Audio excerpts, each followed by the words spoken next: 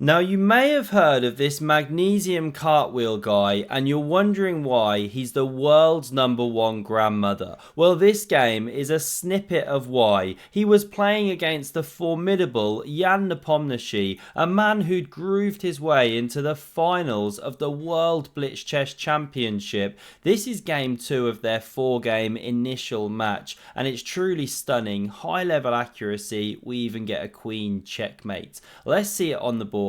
Magnus opens with the king pawn. We get the aggressive Sicilian.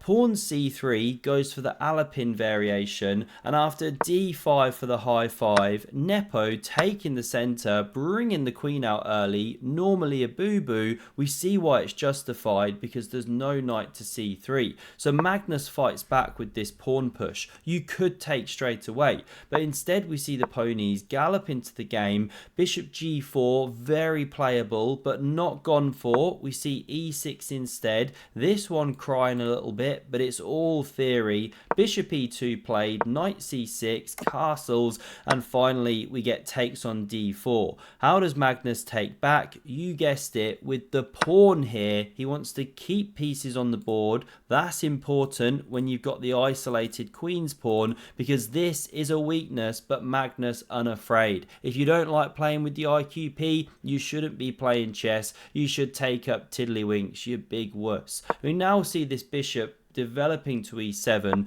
Knight c3 is played to hit the queen. It slides to d6 here, and Magnus just continues trying to get Nepo to Botez gambit with knight b5, and he's doing a poker face, looking all over the room, anywhere but the board or Nepo's eyes. That's the best way to get your opponent to blunder. But Nepo, too long in the tooth, sees it, retreats his queen here. Now we get bishop f4, looking to go to Town, population Nepo, so he fights back, defending and attacking at the same time. So Magnus saves his bishop. a6 looks natural, but instead we see castles.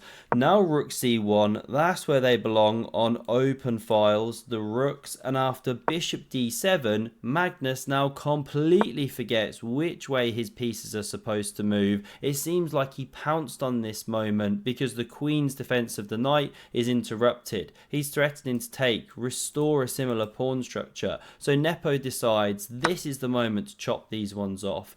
We see the pawn recapture here, and after queen a5, going after the a2 pawn, you don't have to defend it. You could go for attacking ideas like bishop d3, pawn h4, but Magnus decides to keep a lid on things. Also hits the b pawn, so Nepo pushes it. Now we see rook fd1. There's something exceptional on the way, because after queen a3, offering an exchange, that is brave against the endgame goat. We see Magnus declining it. Unusual for him, but he's got attacking ideas in the air. Rook fd8 played, h4 from Magnus, supporting attacking ideas as we're going to see. And now the exceptional moment I mentioned, we get the move of rook a to c8 here.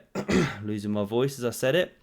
Really ruined the dramatic effect. On the board, we've got one of those special and rare moments, a rooktangle. The whole venue starts shaking here, and the players even win themselves a special prize, a spa day out with Wesley So, and boy are his abs chiseled, a real cheese grater. We now see the move of knight g5. All good things must come to an end. Magnus threatens mate. You could go g6 to block that one out. Don't go h6, you still get mated, not ideal. So this was played though, not g6, gives up the bishops but changes the pawn structure, and that's what Nepo wants to target. He starts with knight e7, spinning that horsey around. Very good horseplay because it also opens up the attack of the rook. We now see the pawn advance, explosive, and these are known as the hanging pawns here because they've got no support at their base, but where they're good is that they take lots of central space, squash the minor pieces. This is the strategic battle. Queen a5 now from Nepo, targeting the weakened pawn. Will Magnus's bishops or Nepo's pressure on the pawns be better better? Well, bishop f4 is played. We're about to find out. It does its defensive duty, and now we get a little bit of tickle. Not literally, of course. We haven't seen that over the board in quite some months now. Magnus whispers, do you even rook lift, bro? As he lifts that one into the game. Queen f5 advances on that bishop. It saves itself. No time for knight f5 because the queen stands there. That would be annoying, hitting the center. So instead, we see bishop c6, and it creates a simple threat of centralizing and skewering these on the kebab. So Magnus slides to the left, full cha-cha mode, goes after the a7 pawn, offers an exchange of the ladies, and it should be played here. Simply this, rook recaptures, excuse me, not been too well the last couple of days, and what you then can play is rook c7.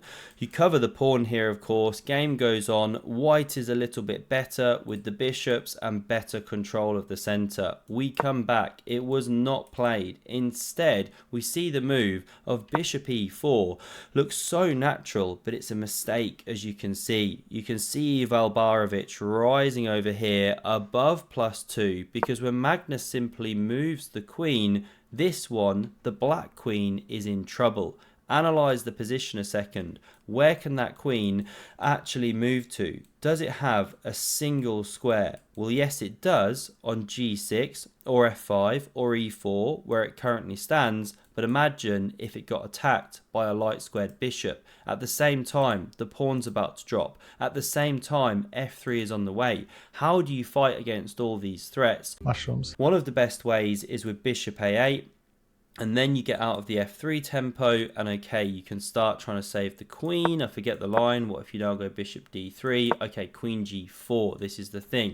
And if f3 to take g4, now you're in time for e5. You give the queen some breathing room. But okay, all of these ideas missed. Nepo just goes queen c7, sorry, rook d7, covering the a7 pawn here, but of course it's a huge blunder because Magnus can now go pawn to f3, and that is awkward for the bishop. It's almost as bad as this COVID handshake, not one you want to watch too many times. What to do here? If you retreat, as mentioned, this one shuts the trap on the lady. It's very embarrassed, has 0 squares. So that's why we see instead Nepo kamikazeing the bishop. This one takes back, but it's fairly futile. The knight spins round. Magnus offers the exchange of queens, of course. Knight h4 does it on these terms. Knight recaptures, and yes, you're winning a bishop, but Magnus has found a nice solution to hold everything together.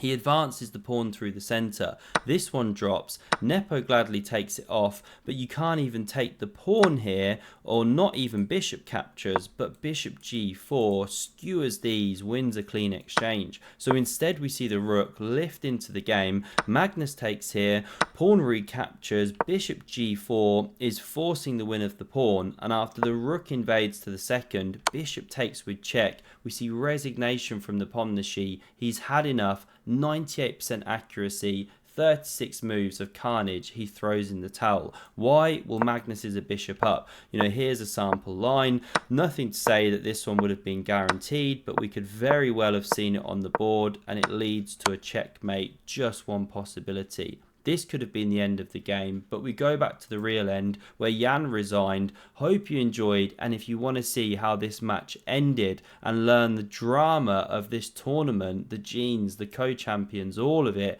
have a look at the video on screen. Thanks very much for watching, and I hope to see you again soon. Cheers.